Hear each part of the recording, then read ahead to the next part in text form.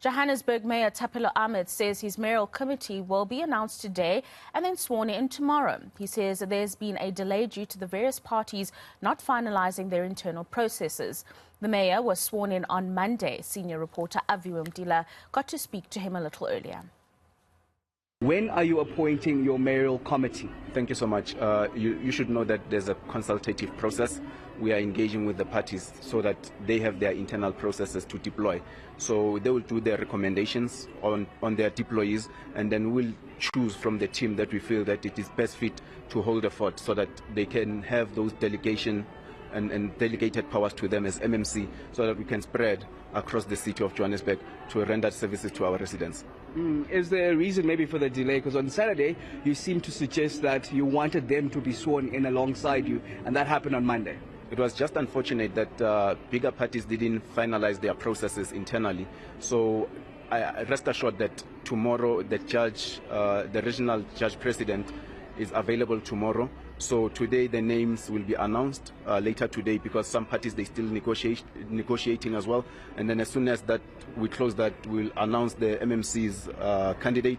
Tomorrow we're swearing them in so that we can hit the ground running.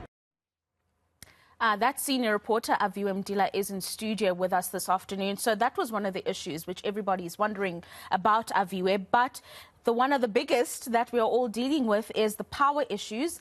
And basically, the city is saying no payment and no power. That is the stance that they have taken. And that was the campaign that the newly elected mayor was actually out on today.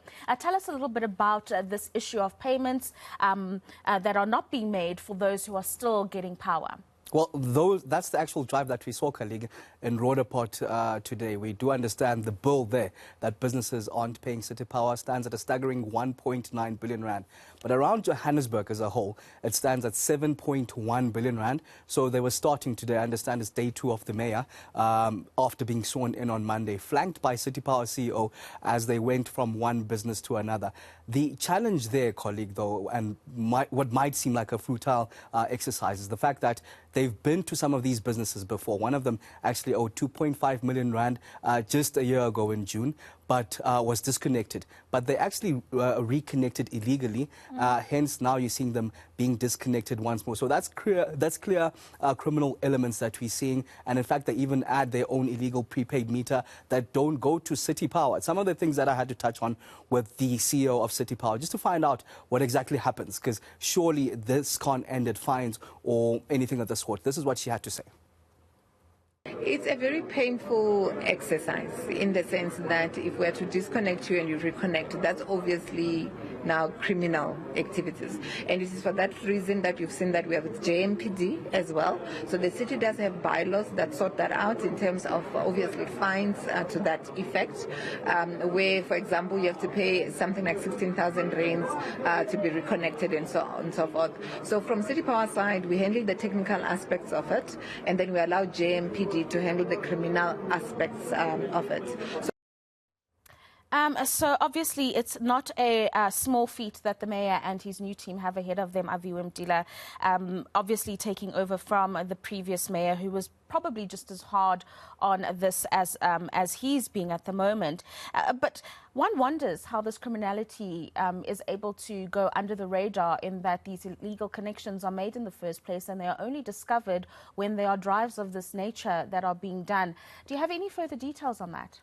Well, speaking to the businesses, it seems like the tenants themselves, colleague, are unaware of the actual criminality. Remember, there are landlords that rent out the various businesses to various tenants. They say themselves that they actually paid these prepaid meters. Remember, they actually installed prepaid meter, but all of that is done illegally, colleague. But when you look at the bigger scheme of things when it comes to our load shedding woes and what's going to happen, it seems like we're having dissenting messages coming from City Power as well as the mayor themselves. Remember, Ahmad has just been on the job for at least 2 days now after being sworn in on Monday. He seems to suggest that the plans that were previously there won't be carried through, given that they have their own plans, talking of joining different ventures and the technological drive. But you remember on the last day, the ousted mayor, Mpho Phalatse, seemed to speak of 401 million rand that would be injected, and then that would see the reduction of load shedding significantly within the next 6 months. It's something that that I touched on with the CEO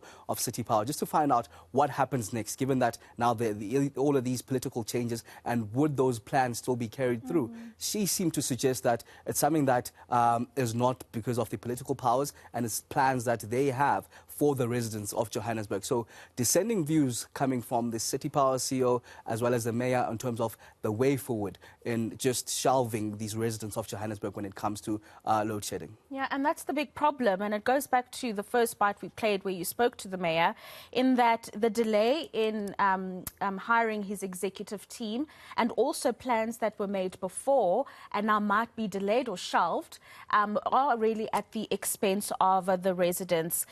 Just your own view, Aviwe, as a final thought, are you confident, based on your engagements with the mayor, that he will be carrying out the issues around power, as he mentioned today, and prioritising the plans that were already there, apart from the concerns that the CEO may have had?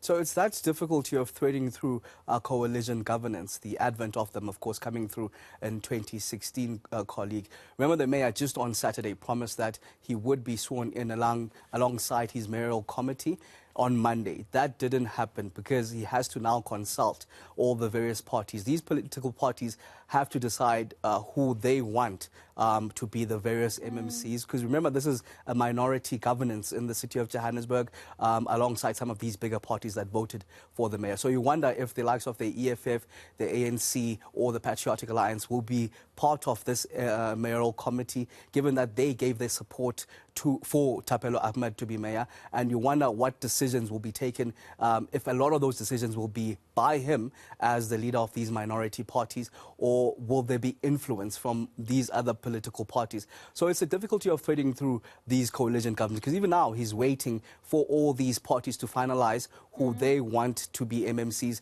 and then he says he'll take the final decision, and then that possible announcement being made today, but the swearing in, we're guaranteed that it will happen by tomorrow. Quite unfortunate, those delays, because it is at the expense of residents and service delivery issues and criminality, as you've just described to us there. Senior reporter Aviwe Mtila, thank you very much for joining us this afternoon. Just breaking down the drive that the mayor was on with the CEO of City Power today on issues of non-payment of electricity, and as you've just heard, a lot of illegal connections that they found were there in